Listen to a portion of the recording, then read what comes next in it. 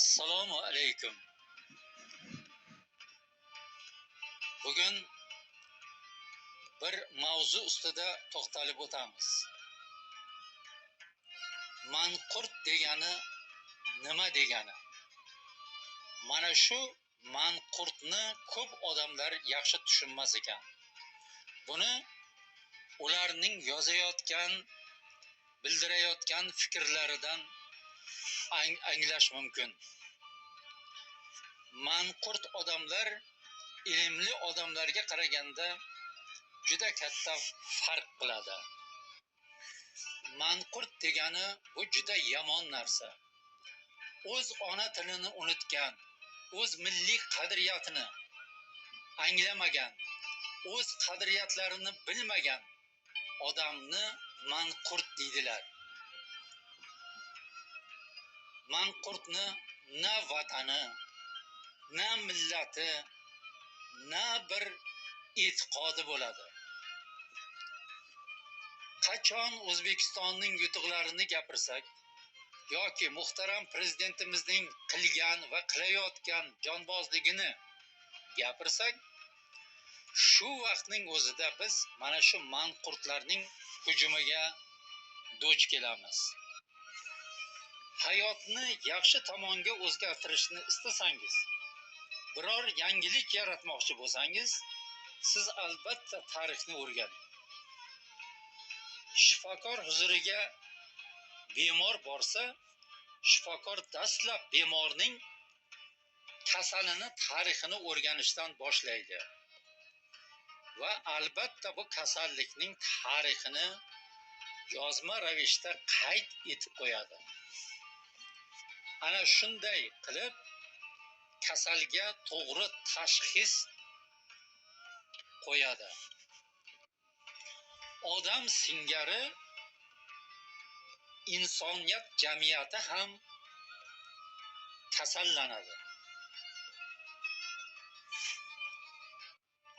Jamiyatda men yuqorida aytgan manqurtlar ko'paysa, siyosiy ko'rlar ko'paysa, ongsizlar ko'paysa, albatta bu o'sha jamiyat uchun juda ham xavflidir. Tariximizga bir nazar solsak, Islom Karimov 27 yil davomida O'zbekistonni boshqardi. Natija hamma bilgan edik. Qo'shni davlatlar bilan kelishmovchilik, bordi keldilar deyarli yo'qolgan edi.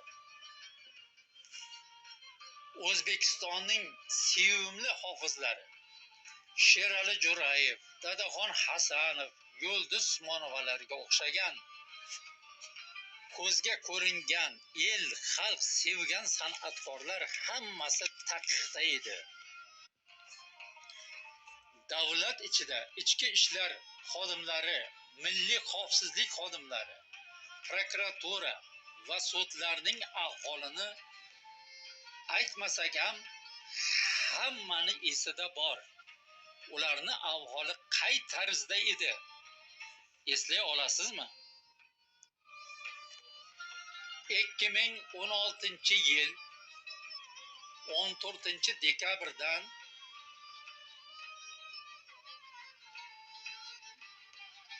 Shavkat Miromonovich Mirzayev O'zbekistonni boshqara boshladi. U kishining qilgan ishlari birinchi o'rinda qo'shni davlatlar bilan aloqa yaxshilandi. Ikkinchisi esa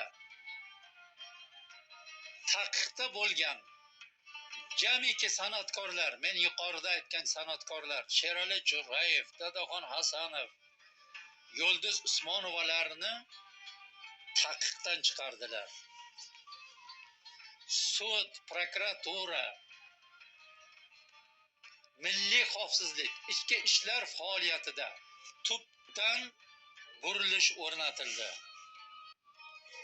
Jahon siyosat maydonida davlatlar orasida O'zbekistonning nufuzi oshdi. Bu borada shaxsan Muhtaram prezidentimiz Shavkat Miromonovichning hissalari benihoya katta.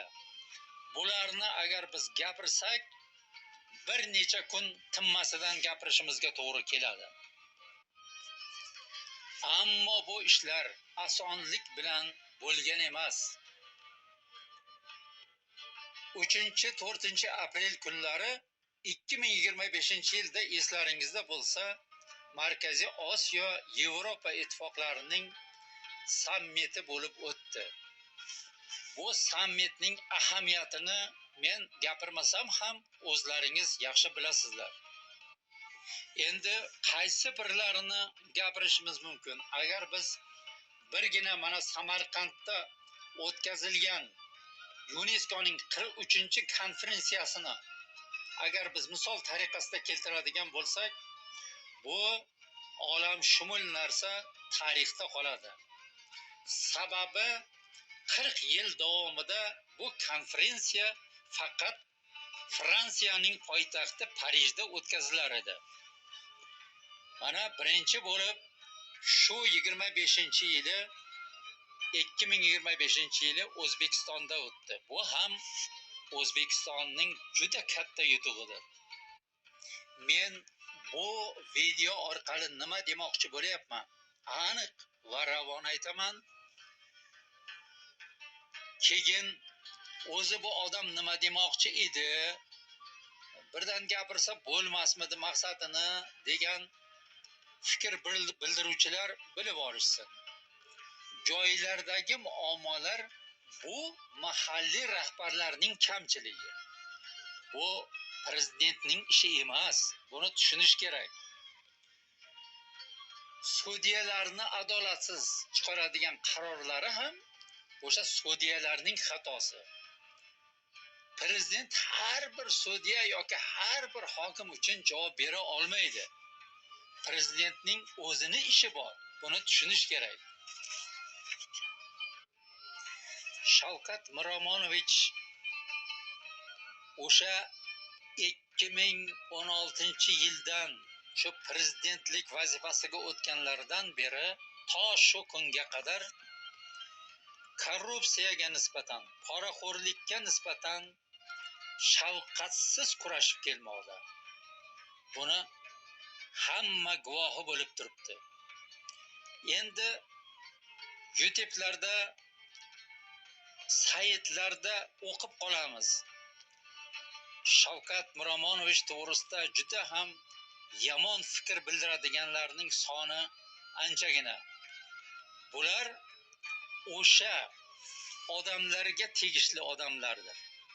Ya'ni bularning qarindoshlari o'sha poraxo'r bo'lgan, davlat organlarida ishlagan, keyinchalik esa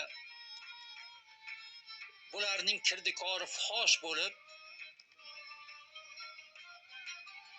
qamoqqa tushgan, ana o'shalarning yaqinlari, farzandlari yoki bo'lmasa o'sha bitta oxirdan yem yeganlar, ana shular Shavkat Miromonovich to'g'risida har xil uydirma gaplarni yozib, xalqni chalg'itib kelishyapti.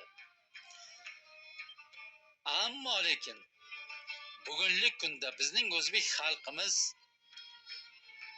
ko'p narsani tushundi, ko'p narsani angladi. Shuning uchun ham bizni o'zbek xalqimiz o'zini vatanini, o'zini ona tuprog'ini, o'zining prezidentini sevadi va hurmat qiladi. Men agar murojaat yo'llagan bo'lsam, u mening shaxsiy huquqim. Meni shaxsiy huquqimni paymol qilib turib, har xil haqoratomuz narsalarni yozishingiz mutlaqo noto'g'ri. Bu bilan siz o'zingizni manqurt ekanligingizni, yuqorida aytganimday, manqurt ekanligingizni isbotlab qo'yyapsiz. Men muhtaram prezidentimizga murojaat yo'llagan bo'lsam, Demak, men tushunyapman. O'sha muhtaram prezidentimizga hisobotlar to'g'ri tarzda yetkazilmayapti. O'sha xalq bilan o'sha muhtaram prezidentimiz orasida shunday bir devorlar borki, ana shu devorlar O'zbekistonning ravnaqiga, O'zbekistonning ham moddiy, ham ma'naviy rivojlanishiga to'siq bo'lib kelyapti. Shuning uchun ham men muhtaram prezidentga murojaat bilan chiqqanman. O'sha joylardagi rahbarlarning savodsizligi, joylardagi rahbarlarning o'sha hujjatlarni farqiga yetmasligi mana bu muammolarni keltirib chiqaradi. Shuning uchun ham mana shu narsalarga chek qo'yish uchun qolaversa, o'sha prezidentimizning ishiga yordam berish uchungina men murojaatni yo'llagan edim. Amon bo'lingizlar. Murojaatning albatta javobi bo'ladi. Men sizlarni alohida video qilib, javobi bo'lgandan keyin hammalaringizga o'sha javobini, natijasini aytaman.